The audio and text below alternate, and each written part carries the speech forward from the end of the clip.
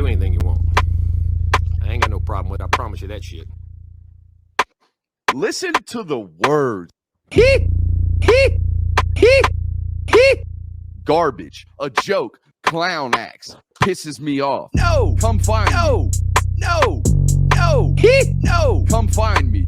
Listen to the words. Come find me. Garbage, a joke, clown acts, pisses me off. I ain't a hard guy to find. I promise you that shit.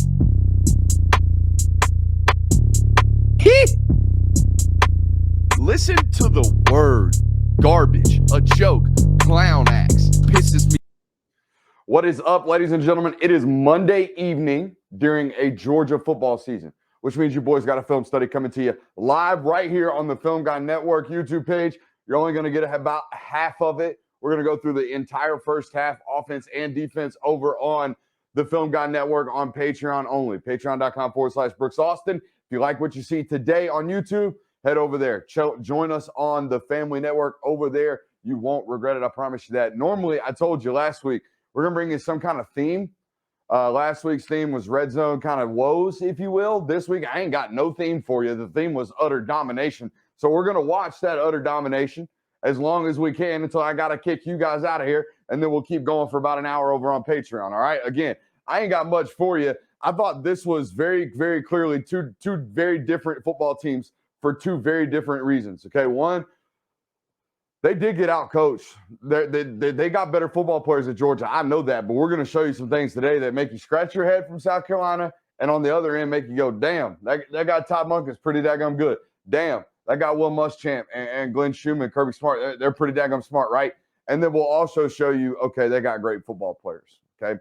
There's obviously that going on as well, but I thought Monken did a really, really good job in this football game as well, okay? They went back to who I think they're going to be. In the heat of the battle, when they want to score points this year, I think they're going to be a Sean McVay, Kyle Shanahan offense. They're going to stretch teams horizontally with a bunch of orbit motion and a bunch of jet sweeps and a bunch of reverses and things like that, while also punching you in the mouth with a little bit of that, get you some, okay? And then also running play action off of it.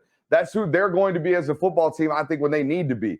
They can also be a spread kind of pro style or spread concept pro style / getting shotgun and spread it out and chunk it kind of football team too. And we'll show you that as well. Super excited to show you this stuff today. I thought they executed at a really, really high rate on Saturday. Without further ado, let's shut up and let's grind the tape. We're going to start right here on defense, first possession of the game. And you're going to see, hey, they held nothing back, did Georgia. Okay, they're going to get into a condensed set. That's Javon Ballard over here. And they're going to put Jamon Dumas-Johnson over the number 2 receiver right here, right? So that's something they don't normally do. So if you're Spencer Rattler here on first down, all of a sudden they got their Mike, their normal middle linebacker playing outside of the box, and they got their star who is normally over here playing inside the box. Hey, maybe be a little bit of alert. Maybe pay attention. Maybe, hey, get eyes on 10 if we can. Instead, I mean, he immediately flashes off the snap. The back does a great job of cross-reading and getting across Spencer Rattler's face and picking up JDJ. But he does too good of a job on this blitz and blitzes with too much of an intention. This running back can't quite figure it out, right? Great job, one. I mean, honestly, for you to even get there, because I know your quarterback for damn sure didn't see it. For you to even get there is a great job. Forces a obviously complete throwaway. We talked about it. We tweeted about it. You guys get it. If you're here on this network, I expect you to not be asking dumb questions like, why does Georgia only have 1 sack? Guys, we show you every week. They're getting after the quarterback. These guys are winning at a really, really high rate, and they're winning right now. 13 run to pass on this backside right here is exceptional. I know Mykel Williams keeps getting compared to Trayvon Walker. I understand he looks a lot like 44. But when I see him, I see a lot of 44's body with Azeez Ojulari's polish. Azeez Ojulari should have been a first-round pick, would have been, had he not been red flagged. But this is what made that guy great, the ability to come off, play with solid run integrity on 2nd and 8, 2nd and 10 right here on a what could be a possible rundown. It's not 3rd and 18. This is a possible rundown to come off the ball, okay? Keying run, ready to play run, and then see pass and break hands, right? And then break hands and get off the block. Block shedding in short, right? That's exactly what that is a great example of it. I love watching him do that. Love watching him. 2nd and 10 here. It's a basic run play. Let's go back to the 3rd and 6. I want to look at this. This is what I'm talking about. Again, I think Georgia's got tremendous football players. We get that. I also know that on 3rd and 6, the odds of you coming out here in Wildcat telling everybody in the stadium we are running the football against this unit who has led the nation in rushing yards allowed per game for the last 3 years. The odds of you lining up on 3rd and 6 telling everybody in the stadium we're about to run the football and converting this are slim to none. Slim to none. This looks like something that was in the opening script for the first time you got put in a 3rd and 2 or a 3rd and 3, not in a 3rd and 6. A 3rd and 6, this makes no sense. A 3rd and 6, this eliminates half of the playbook. At 3rd and 6, this is the type of play that has the safety meeting you at the line of scrimmage. Okay, this guy, Malachi Starks, meets the ball carrier at the line of scrimmage on 3rd and 6. It's not going to yield proper results for you. Doesn't make any sense. And it's sad because I think they did have some crowd noise. They had some juice in this football game. Look at this, okay? On the first snap of the football game for Georgia, if we can get to it, flip-flopping back and forth on you guys. We're going to cut that. Okay, look. On the first play of the game from Georgia, right? They're battling crowd noise for a minute. Left or the right side's off late. Bowers, the intended, I believe, screen guy down here on the bottom off this kind of RPO action look right here.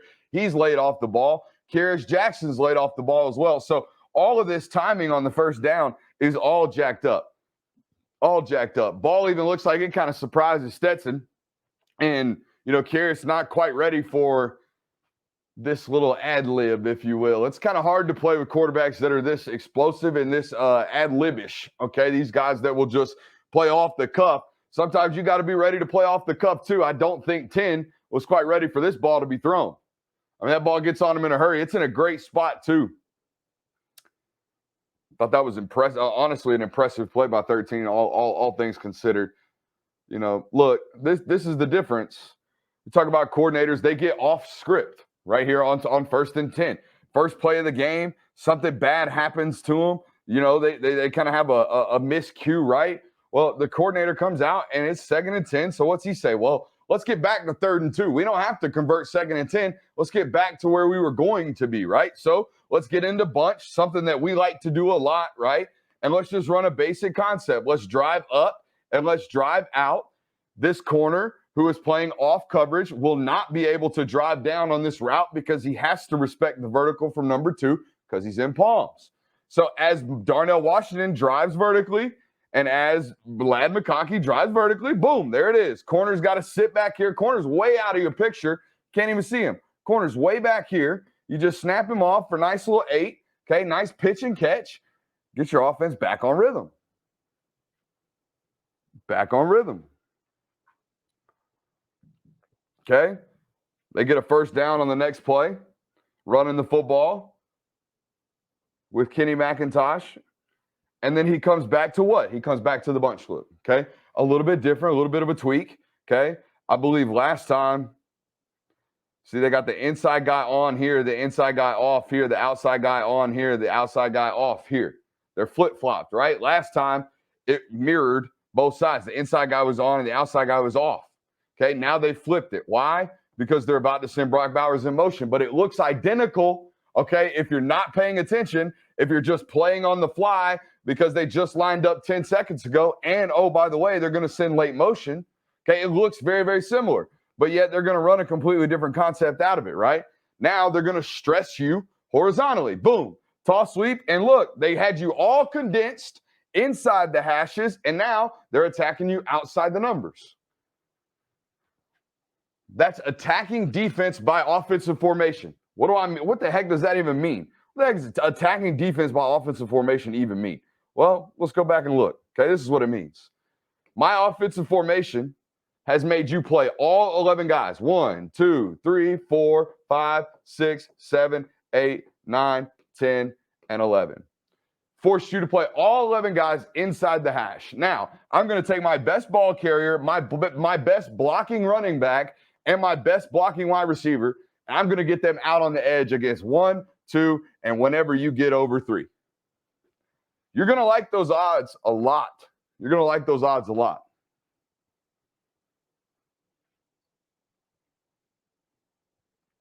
So we've been talking about it over on Patreon all year. Hey, watch out, watch out, watch out. This offense in year 3. That's all we keep hearing about. Year 3, year 3, year 3. We keep telling you year 3. Well, what does year 3 mean? Okay. What does year 3 mean? What does it mean to be in year 3? What does that mean for your offense? What does it allow you to do when you're this comfortable with the terminology, when you're this comfortable with the concepts, when you're this comfortable with how the machine operates? Well, this is what it means. Okay, it means when I motion the wide receiver in, like I do every time we run the football, we can remember, hey, call the dummy call on the Mike linebacker, point him out, okay, and just let him know.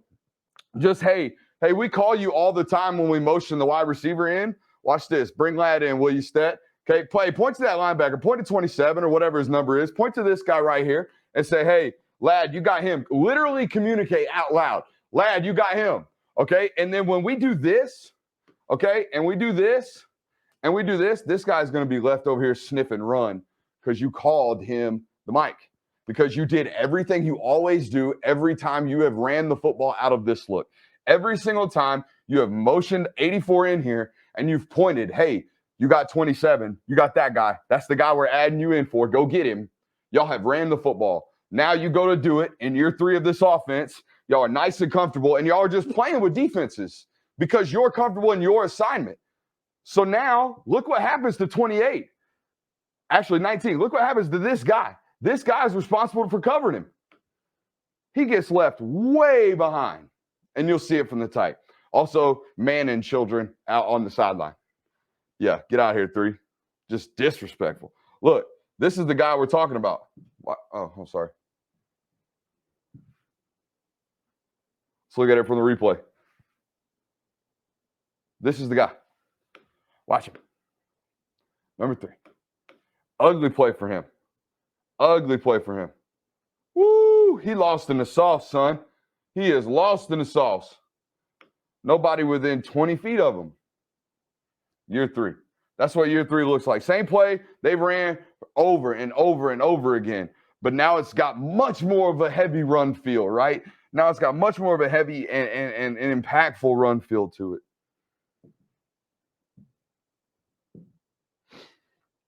Okay, and then he's just toying with him. Look, man, he's already got his numbers. They're running counter back to the backside, okay? Pull kick, excuse me. I wrote that down wrong. Pull kick, pull wrap, right? Seal off the backside end, number 0, okay? You can help out if you want to, 19. They've already got their numbers if they really, really want to, because all it is kick this guy, wrap to this guy, okay, down block on him, and we like Kendall Milton against this safety, right? Well, now they're just going to be like, hey, Bowers, motion out late. Like Stetson, send 19 out. Maybe we pull this safety just a little bit and it'll hit.